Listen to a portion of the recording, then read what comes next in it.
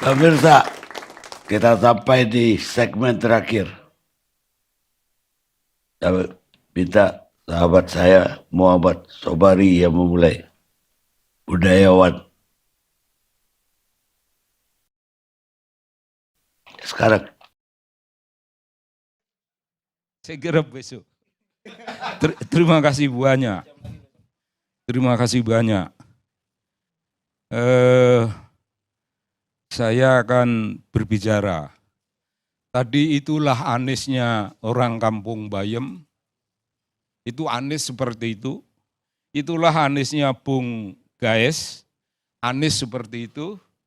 Inilah Anisnya Bung Ahmad Nur Hidayat. Anisnya seperti itu. Dan kira-kira ada pula Anisnya Bung Kodari. Adalah. Tapi saya punya Anies yang lain. Artinya Anies itu beda-beda masing-masing itu. Saya punya Anies yang lain lagi. Dan saya melibatkan penilaian saya sebagai orang di dunia akademik. Penilaian itu didasarkan pada apa yang ada dengan suatu kejujuran akademik. Saya tidak akan ngomong partai, tidak akan ngomong politik-politikan, karena dunia akademik itu juga politik. Nah begini, Anies itu anak buah saya. Anak buah saya. Ketika dia minta izin pada saya untuk pindah ke Paramadina, saya memberitahu, Paramadina bukan tempatmu. Bukan tempatmu, sama sekali tidak cocok. Karena nama Islam dan keislaman dan gerakan Islam di Paramadina itu tidak akan sama dengan konsepmu. Paramadina itu memiliki sendiri sesuatu konsep pergerakan. Tentu saja bau-baunya ada HMI, tentu saja bau-baunya ada pergerakan-pergerakan. Nah, kau tidak. Jawabannya apa? Ya aku di sini buntut, karena dia anak buahku. Aku di sini buntut. Kalau di Paramadina aku kepala. Itu anunya, supaya Anda semuanya menilai. Itu nafsu kekuasaan itu besar dalam statement itu. Itu nafsu kekuasaan, itu the will to power, itu ambisi. Apakah dosa? Ya kita tidak bisa mengatakan dosa dan tidak dosa. Saya hanya mengatakan itulah dia punya pribadi. Terus di Paramadina, apa yang terjadi di Paramadina? Itu rektor baru sudah terpilih. Sudah terpilih, tapi dianulir oleh yayasan. Yayasan itu ada di dalamnya kira-kira Sudirman Said. Kira-kira ada orang yang disebut pamannya Anies. Jadi ada Sudirman Said, ada orang yang disebut pamannya Anies, ada di situ kira-kira JK. Anies itu anak buah dalam arti tertentu anak buahnya JK macam gitulah. Kira-kira macam begitu. Apa yang terjadi di Paramadina? Dia tidak mengangkat Paramadina sebagai universitas yang makin maju. Tidak. Karena Anies juga dimarahi oleh Mbak Omi, istrinya Cak Nur almarhum. Kau tidak bisa begini, tidak boleh. Kau belum saatnya dan seterusnya. Tapi Anies tidak mendengar. Karena itu tadi, kalau aku mendengar Sobari, aku menjadi buntut. Aku tidak akan mendengar karena aku ingin menjadi kepala. Nah, kualitas dari ambisinya Sebagai kepala itu kualitas macam apa? Saya menjadi rektor, yang penting rektor. Yang penting rektor. Dia tidak pernah mengajar. Jadi orang yang punya gelar akademik dan menjadi rektor, itu jangan disebut sebagai akademisi. Jangan sama sekali. Akademisi itu orang yang mengajar, dosen yang meneliti, dosen yang gigih mengajarkan hasil-hasil penelitiannya dan hasil-hasil bacaannya. Rektor itu birokrat. Rektor itu birokrat. Yang penting punya gelar akademik. Ya kelarlah itu. Tapi apakah para Madinah yang tidak maju itu rumahnya Anies? Bukan. Anies bukan orang para Madinah, sama sekali tidak punya kultur para Madinah. Itu satu catatan yang saya maksudkan untuk mengatakan apa adanya. Maksud saya hanya ingin mengatakan apa adanya tentang Anies, dilihat dari sudut itu. Anies kemudian memimpin apa yang namanya Indonesia mengajar. Banyak keluhan. Anies hanya kebanyakan punya keinginan. Keterlibatannya dalam Indonesia mengajar tidak. Begitu yang saya dengar.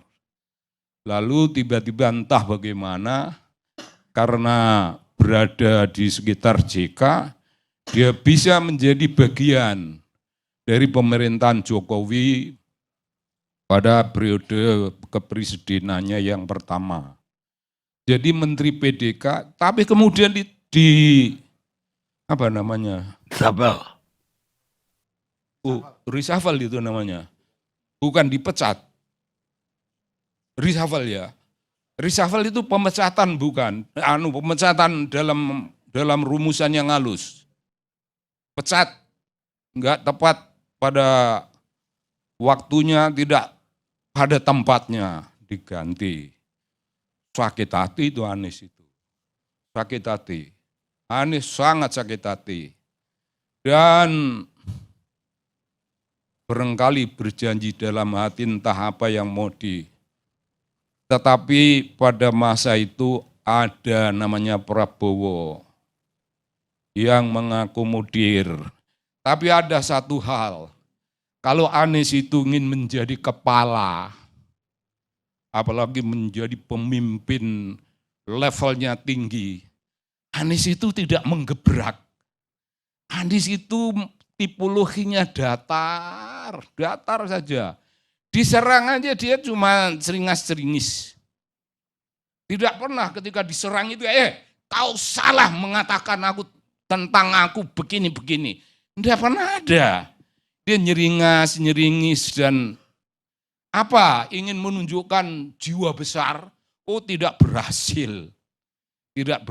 Bung, saya menilai pembicaraan itu harus didasarkan pada apa yang objektif. Pembicaraan itu harus terdiri dari paparan-paparan akademik, objektivitas, tapi di atas objektivitas itu kita tidak pernah hanya berdiri pada objektivitas. At the end kita harus membuat satu penilaian. Anies kalau menjadi pemimpin, ya pemimpinnya datar, senyum, kiri kanan senyum. Dia tidak punya watak menggebrak. Dan dia mengatakan ingin menjadi tokoh perubahan. Ya nanti dulu. Bagi orang antropologi seperti saya, jangan ditipu. Saya mengerti.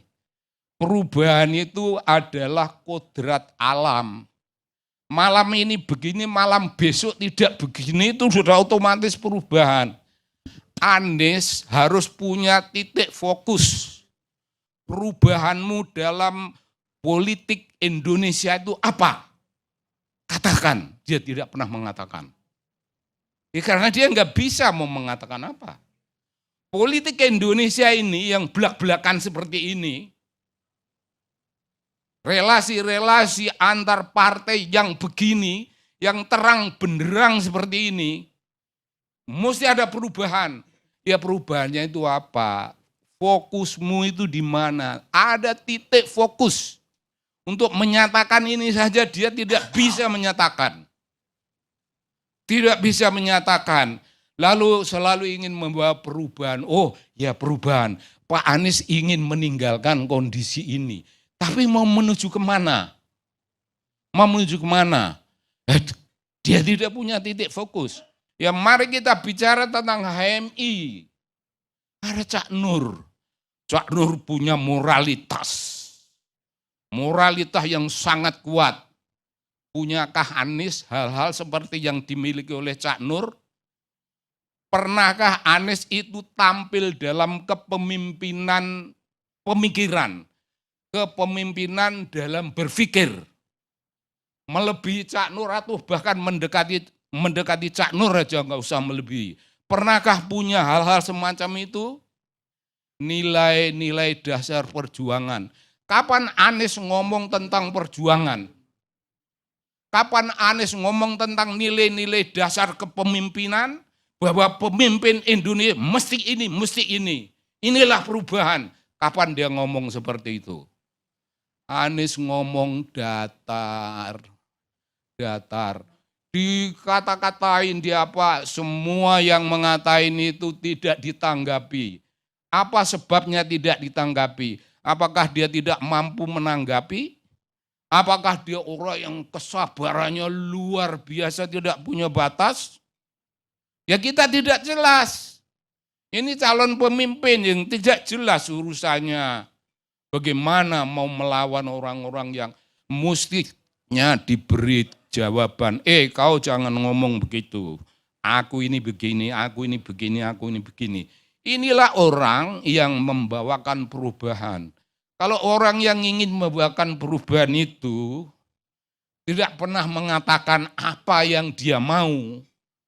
Corak seperti apa, pemimpin macam apa, kepemimpinan mesti model kepemimpinan karismatik yang seperti apa. Semua orang masih punya ingatan, masih punya idola dan idealisme mengenai pemimpin karismatik.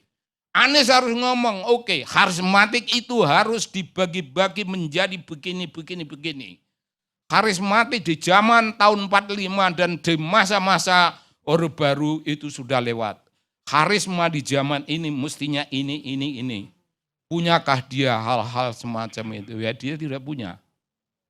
Tapi mengomongkan perubahan. Ya perubahan mau kemana, Bung? Perubahan mau kemana, Bung?